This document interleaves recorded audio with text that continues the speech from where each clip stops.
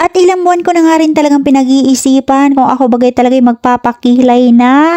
At Diyos ko po, Rudy, pag ako naman ay nagagawa ng kilay at hindi ko malaman kung saan papunta. At isa nga din yun sa nagpapatagal sa akin. Kaya naman si Puso talaga naiinip na pag ako'y nagkikilay.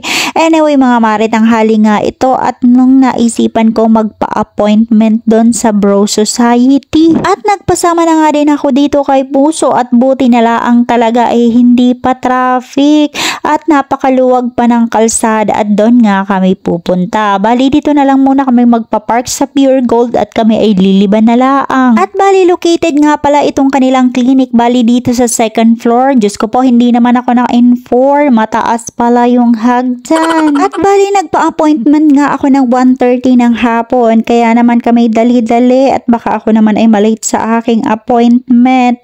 At pagdating ko nga dito muna ang unang tatambad sa iyo, yung receiving room nila na kung saan or reception hall nila na kung saan dyan ka mag-aantay at dyan ka rin magpapabook. Hindi ko rin talaga ini-expect na marami pala sila dito, laging mga customer. At bukod nga sa pagkikilay, napakadami pa nila mga services na ina-offer. At eto na nga, mukhang klaseng mag-goodbye na ako sa pencil na aking pangkilay. Mga mare, eto nilagyan na pala ako ng anesthesia. At ibabawad nga lang nila yan ng mga 30 minutes. Taran, tapos na at napakabilis nga din naman. Inabot lang naman ako ng 1.5 hour. Man, Diyos ko po, pagkatagal din naman pala. Akala ko'y mabilis. At binigay nga sila sa akin na aftercare na kung saan ointment at saka yung parang gel na inalalagay sa brows.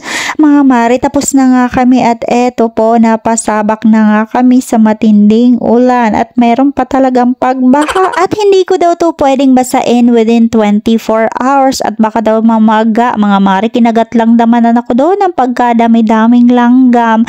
At maraming salamat sa inyong panonood hanggang sa susunod po na serye.